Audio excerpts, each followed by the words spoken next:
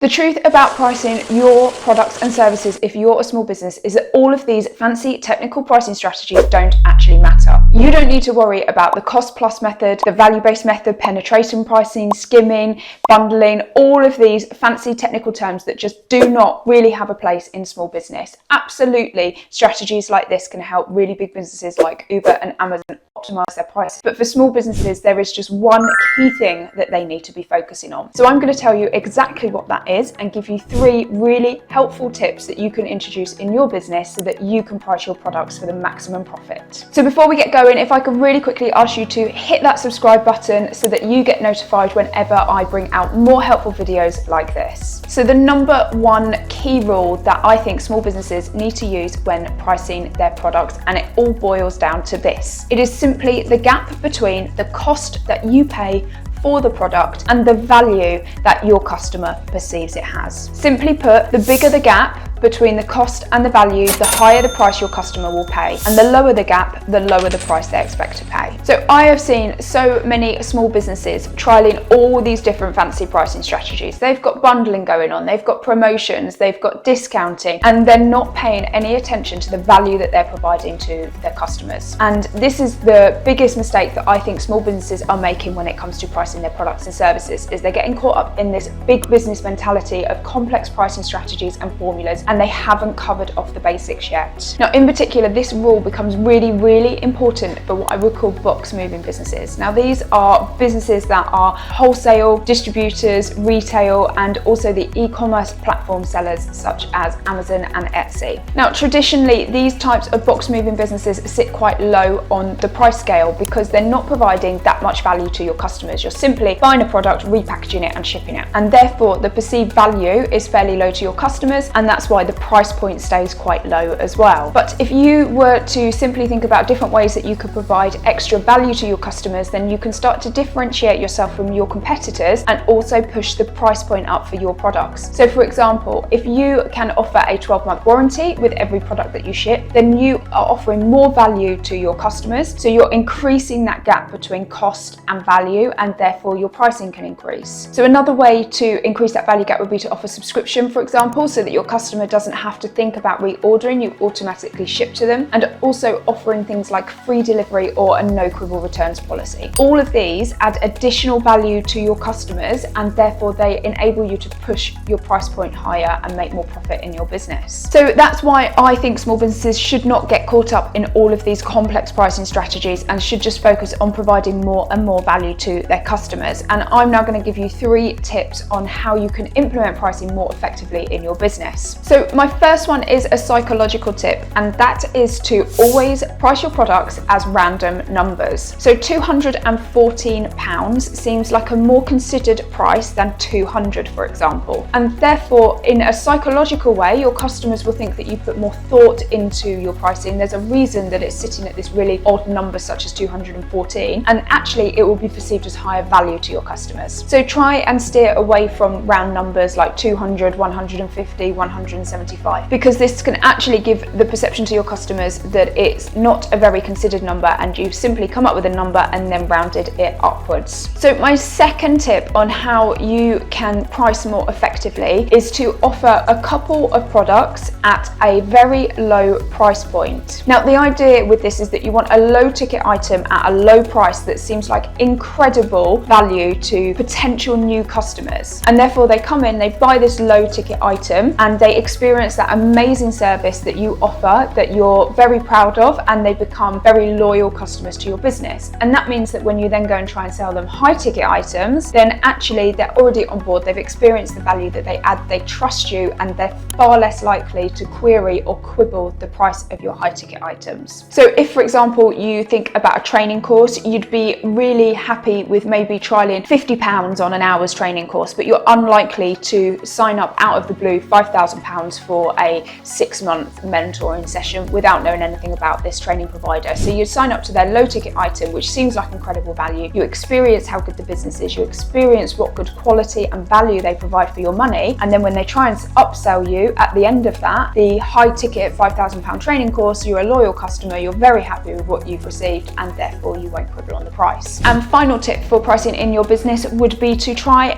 where possible, to steer away from selling products that are commoditized. Now, a commoditized product is one that is sold that is identical to something else on the market. So this is quite common with dropshipping businesses and again with the e-commerce online sellers. So the reason why it's really difficult to price up commoditized products is because there's lots of competition out there and your customers can go and simply buy the product from somewhere else. Therefore, they can benchmark the price of the product. They can also benchmark the price of the value add that you're putting on it. So for example, if you're selling makeup brushes and a competitor sells makeup brushes that are identical to yours, you're competing on that price. So even if you try and add value by, for example, offering free shipping or something like that, your customer is very easily able to work out how much extra you're adding on for those value add services, and therefore they're able to make a decision as to whether they want to pay the lower price point or your higher price point. So commoditized products are always incredibly difficult to sell and to have a successful, profitable business without doing huge